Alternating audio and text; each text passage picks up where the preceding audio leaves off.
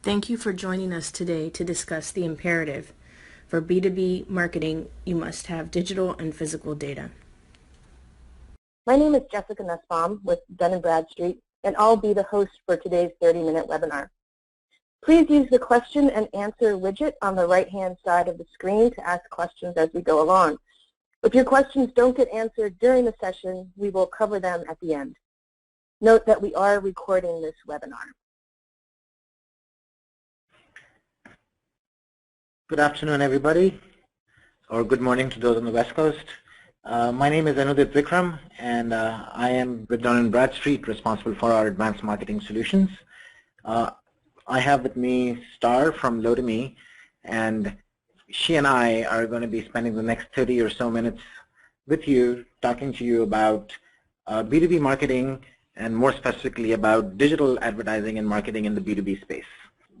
I wanted to just take a few minutes as we got started to kind of walk you through what we do at Dun & Bradstreet, for those of you who don't know us well enough, and then dig right into B2B marketing and so on. So at Dun & Bradstreet, we are a 175-year-old company that was born off of having commercial data, or data on businesses, data such as a business's health, the way a business is operating, the kind of businesses that certain businesses interact with, and so on. When it comes to the coverage, we have about 265 million businesses across the world in our database, and with respect to the US specifically, we have over 99.9% of the businesses in the US in our database, and that number comes to about 24.4 million. What we have done in the recent past is we have taken this offline data set of ours and translated that into the online world so that we can use this plethora of commercial data that we have for B2B marketing use cases. And it is in that context that I wanted to spend some time with you all today, talking to you about what we have learned from our customers, what is it that means to us, and how is it that translates to what we bring into the market, which folks such as yourself use. And obviously, getting feedback from you and being able to answer questions that you ask helps us to build those products and those data assets that can work even better for you. And with that in mind, I just wanted to go through just a high level on what the agenda is going to be like today. And so we're going to talk about 4 major things. Start with the B2B buyer journey, as in how is it that B2B buyers interact in the digital advertising space, and why is it that B2B is different from B2C for the most part. We will speak a little bit about data and how data is used as a bridge, and how data can actually help us get to more efficient campaigns and to give us better results for our digital marketing efforts. We'll then talk a little bit about persistent identifiers. Identity is something that has been spoken about a lot nowadays. We have the concept of walled gardens with the like of Facebook and Google and so on, and one of the biggest things they bring to fore is the fact that there is a persistent identity that is available across their media escape, and that can be used in a lot of positive ways.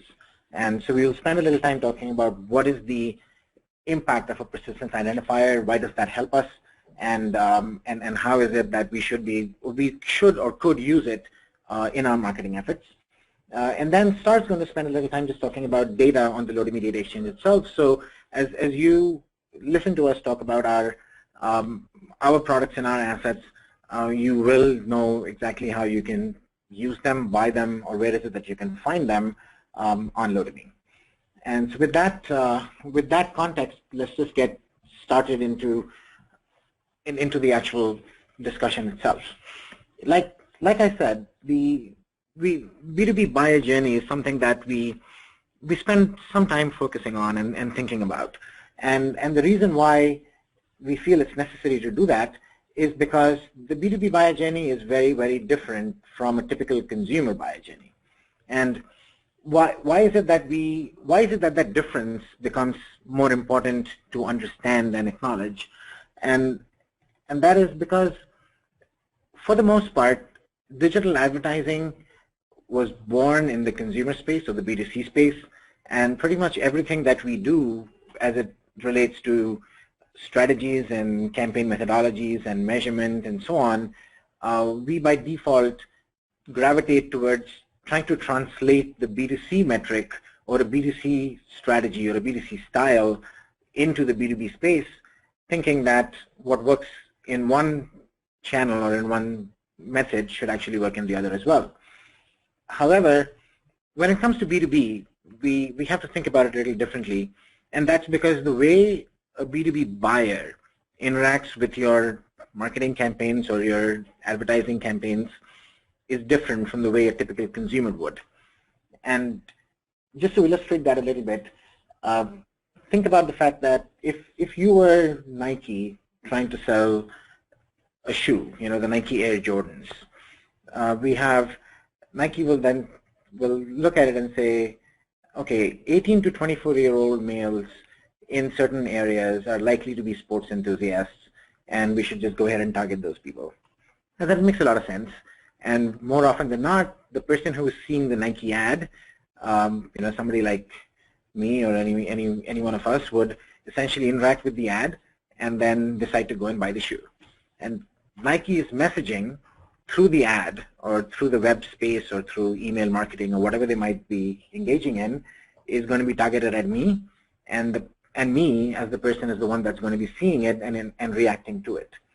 Now this works well, because as long as Nike knows who I am and Nike is able to find me, they have a pretty good chance of getting to show the appropriate product or the appropriate message to me. However, when you look at the B2B space, it's a little different. And it's different because you are no longer talking to, you can no longer talk to just one person and expect that person to be the actual buyer of your product.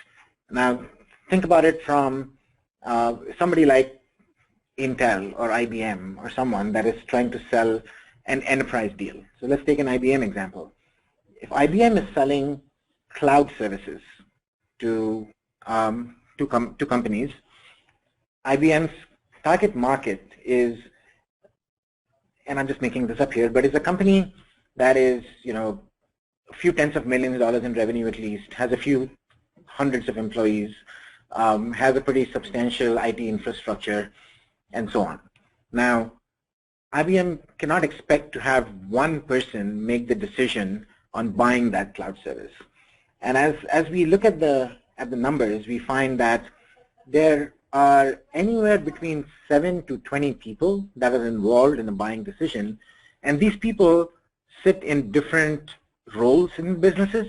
They sit in different organizations in a business. So to take the IBM example, to sell the cloud, you have to make sure that you are in front of the IT folks responsible for the actual technology infrastructure. You have to be in front of the procurement folks who will decide when the budget is going to be made available and so on. You have to be in front of the C-level executives who want to make a decision that is millions of dollars in value.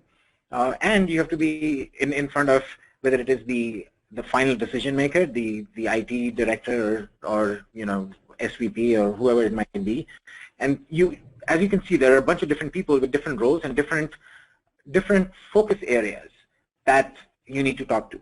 And you obviously cannot have a single message to be made available to all of them and expect them to actually get it. And so as we see that and acknowledge it, we realize that buying or selling something in the B2B space, or the buyers in the B2B space, react very, very differently from buyers in the B2C space. And this means that your campaign strategies, the way you use your data, the way you use the methodologies for running campaigns have to appropriately change. You need to figure out who you are talking to when, where that company is, or where that person is within the company, and also where that company is in the buying cycle. A typical B2B sale takes months, if not years, to also happen. And so you need to understand how much how often have you already been interacting with that company? What is it that the company is doing with you at this point in time and not? And you got to factor all that in while you are, as you're running your campaign, so that you can appropriately tweak the campaigns to be sending the right message at the right time. Now, obviously, this means that you're looking at data and you're trying to use data in a lot of different ways, and we'll come to that. But the one more point that makes it a little bit more complicated than not is that in the B2B space, the people who are making the decisions and the people who are involved in the actual buying process are also different types of people.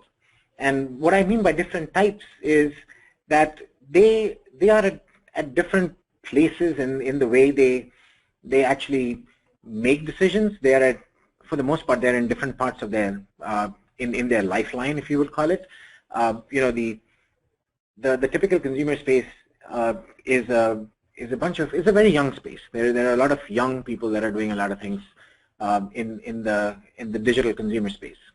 But when it comes to B2B, you have a wide variety of people. As I said, a bunch of different organizations, a bunch of different people within the company, and so we talk about this concept called digital immigrants versus digital natives. You could think of all the people who've grown up in this digital age as digital natives, while the people who've grown up in the pre-digital age as kind of digital immigrants.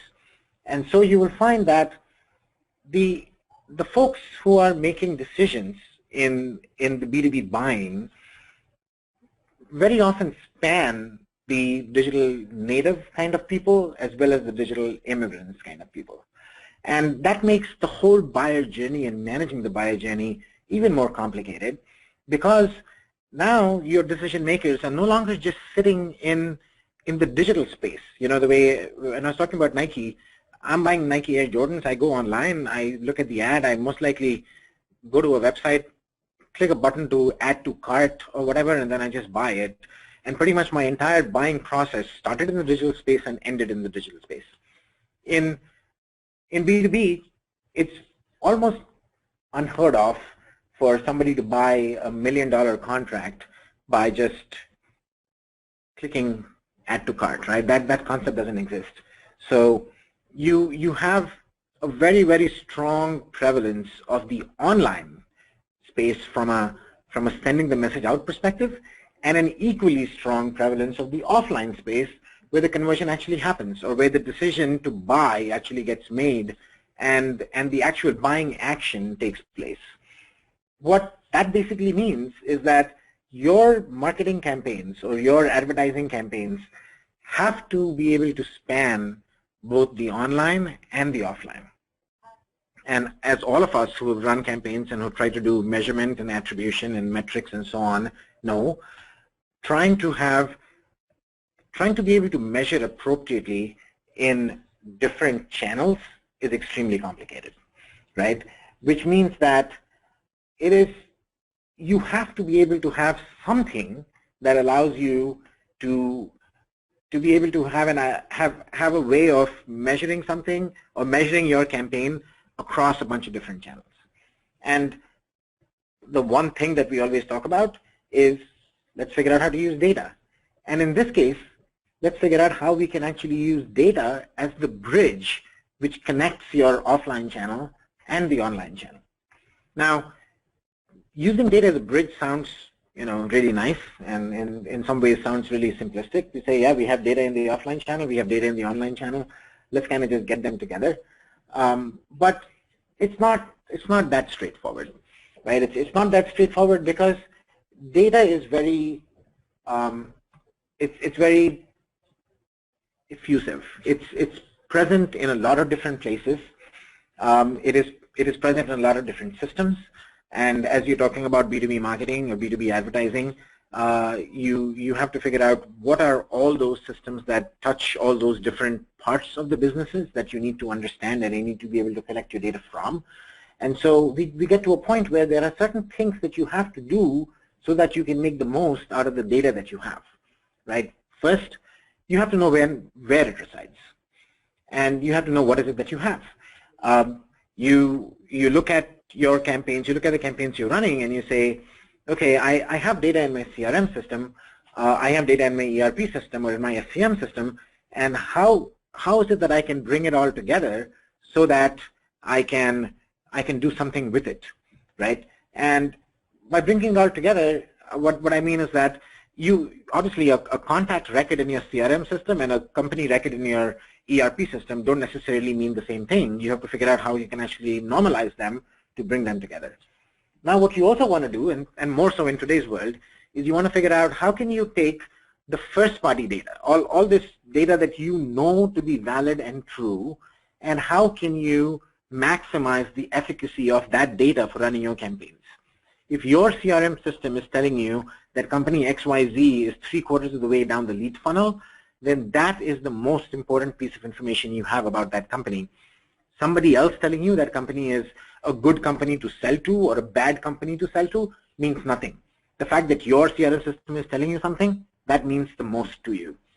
But the problem with going down that route is the data that you have in your CRM system or in your SCM or whatever is typically much, much smaller in volume than the data that you actually need to run all your campaigns, right? I mean, except for the very, very few gigantic behemoths who have, you know, hundreds of thousands of companies that they're working with or selling to, and they already have them in their systems. They are most of us when we are trying to get customers or when we're running campaigns, our first party data, the volume of our first party data is relatively much lesser than the volume that we would need to be able to run effective campaigns.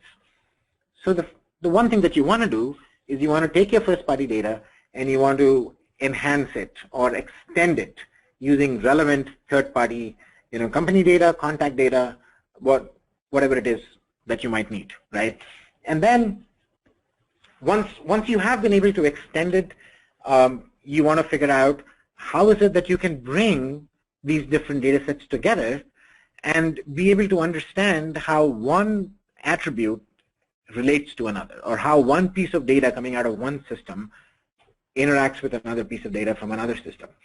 And the most important thing for you to do at this point is to figure out what is it that you can use, or how is it that you can bring these different data assets together, because bringing them into one system will allow you to run your campaigns out of a platform in a manner that you can then go back and essentially, you know, collect your performance metrics off of, or figure out ways in which you want to measure the actual efficacy of campaigns, and so on.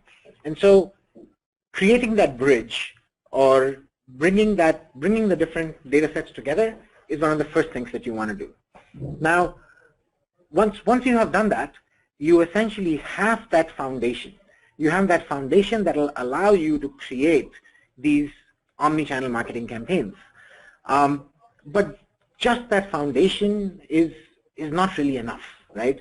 If you have that foundation, how do you make sure that that foundation is the right foundation for you?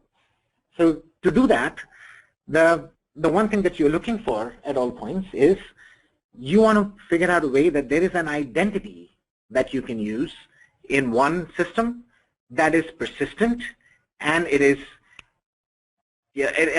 can be passed through into other systems that you have. Now, why is it that we say that persistent identifier is important? Think about it. Think about a system running a marketing campaign or an advertising campaign, and you're running a multi-channel campaign. So you send an email to somebody, and that person then who sees the email opens it, clicks on a link in the email, goes to a website, right, and then interacts with content on the website. Now, when you send that email to somebody, you actually had their email ID and you knew a bunch of things about them. There is a way for you to track what's happening in the email system. And then you send them over to your website, and now they are anonymous people really, for the most part, because you're not, you know, with all the privacy rules that we have, we know that we're not going to actually identify that individual on the web. So how do you now measure the efficacy of the email related to the web and vice versa? If there is no way for you to actually, in some manner, identify who was it that saw the email and how do they react, how do they relate to the people that came to your website, it becomes that much more complicated. We at DNB, and I'm just speaking a little bit DNB specific here, we at DNB have the concept what is called as a DUNS number, right? A DUNS number is like a social security number for businesses. And that number is a persistent static number that exists with the business, and it doesn't matter when you are interacting with the business or where you are with the business. As long as you have the DUNS associated with the business, you know exactly which business it is that you're talking to or interacting with. What we have done is we've bought, as we've bought our data online, as we have these cookies and these segments and these device IDs and so on, and Star will talk about them towards the end. As we have them, we have the DUNS number associated with each of these cookies or devices and so on. And what that means is whether you are interacting with a customer in the offline channel, where you have the DUNS associated with the business anyway, or you're interacting them with the online channel where you have the cookies that you're targeting or the devices that you're looking at, you are able to map everything back to a DUNS and basically just look at it from the concept of there being a single identifier, a single ID that goes through the systems that is able to be mapped, whether it is inside your DMP, whether it is your agency that's using it, whether it is inside your marketing automation platform like a Marketo or Eloqua, or it's in your CRM system like an SFDC or Sugar or any of those. What we effectively get to is we have a single persistent identifier that allows you to bring your marketing programs together across all the different channels and allows you to look at that entire buyer journey, to be able to see who is it that you're talking to at a given company, whether you're talking to them at an event that they came to your booth and you scan their badge, or you're talking to them because you sent them an email, or you had a webinar like the one that we're having right now, or you actually showed them an ad.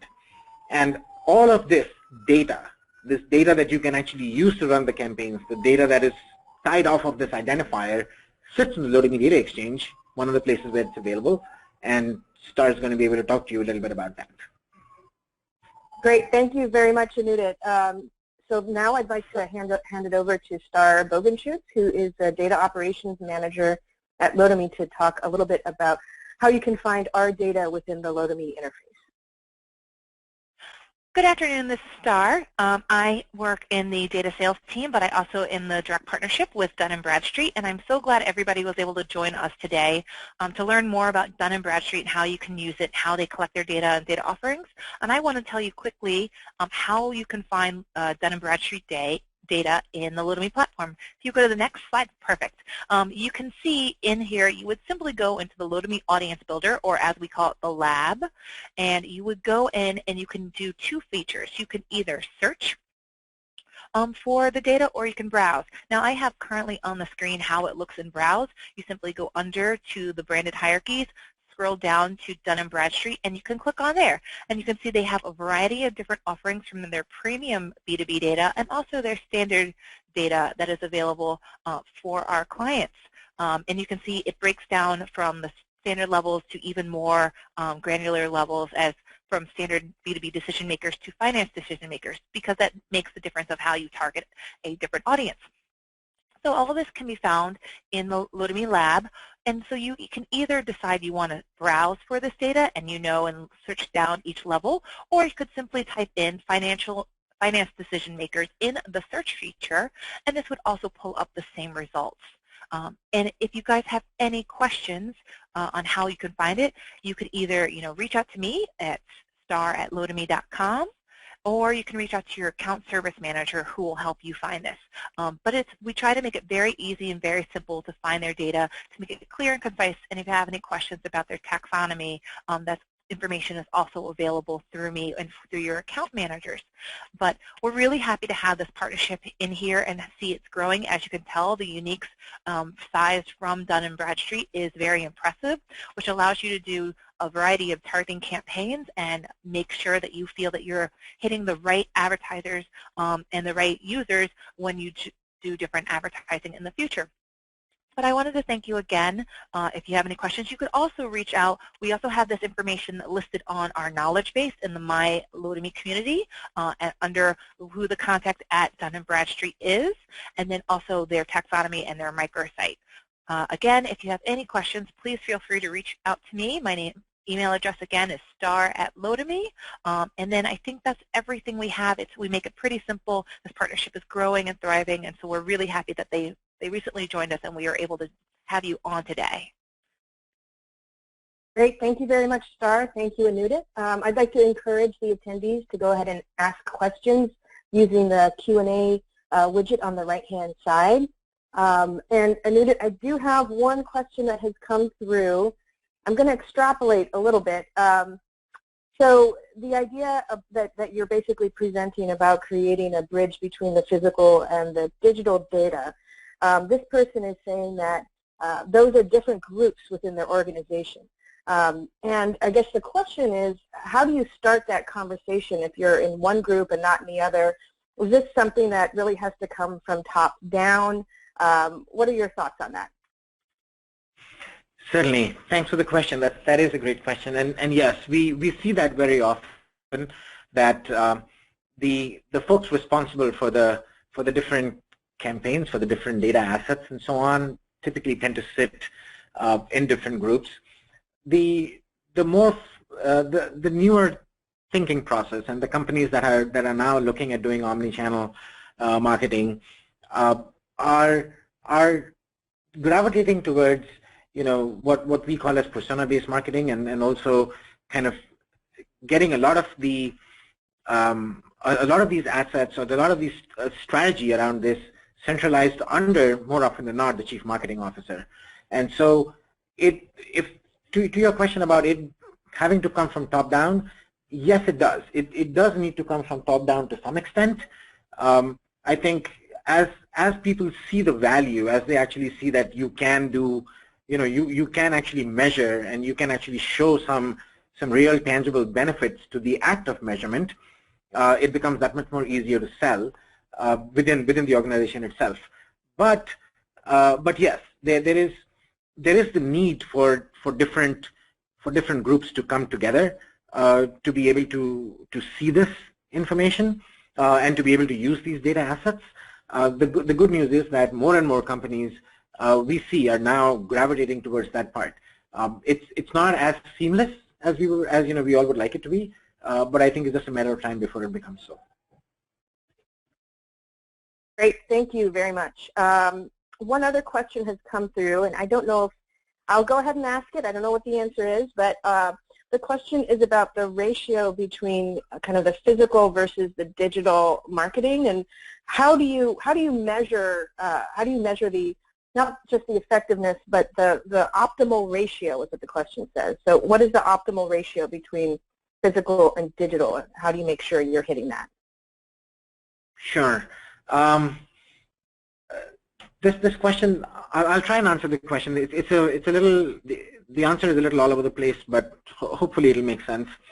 The ratio between digital and physical, in the B2B space, believe it or not, a lot of the actual interaction that happens with customers happens in the physical space. Now, that being said, pretty much every single report that you see out there will tell you ever-increasing numbers, like 85% of customers have already made their decision before you even speak with them for the very first time, and that's because they've been browsing content, they've been downloading white papers and doing things like that. So you actually have to have a proactive strategy around being able to get your information and your content and your messaging out to people before you actually start specifically targeting people, because people are already looking at you even before they start talking to you to buy something of yours.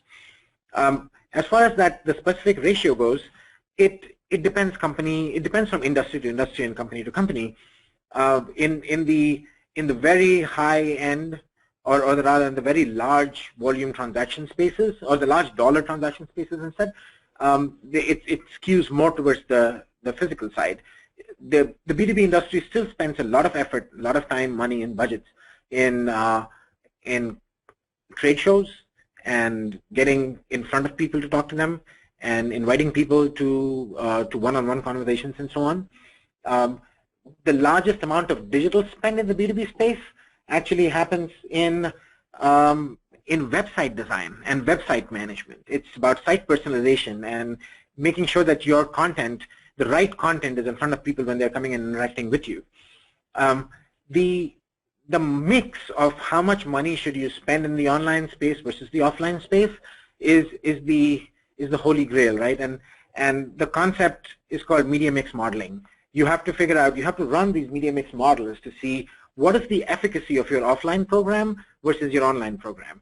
For every $100 that you spend in online, how much is it that you need to spend in offline to have the same kind of efficacy? Or should you be moving some money from online to offline and vice versa because people are reacting to you better in one channel versus the other?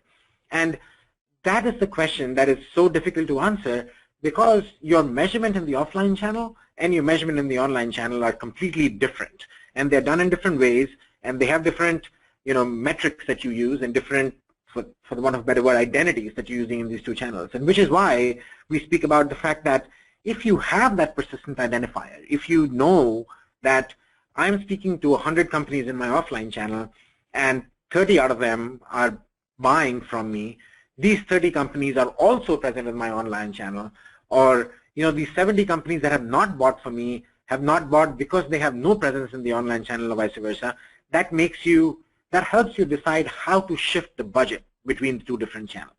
But getting that identifier in place, getting the right kind of metrics and putting them together to build the right media mix model is what is important for you to do. This was a very long drawn answer, but I hope it kind of answered the question that you asked. Yeah, no, thank you, Anudit. I think all of us B2B marketers have our work cut out for us, it sounds like. But yeah, so that concludes the webinar. We don't have any other questions coming through. So both Anudit and Star, thank you very much for presenting today. Everyone will receive a recording of the webinar in your inbox. Feel free to forward that on to your colleagues, and also feel free to reply to that email if you have any further questions. So again, thank you, Anudit, thank you, Star, and everybody have a great day. You're very welcome. Thank you all. Thank you. Thank you.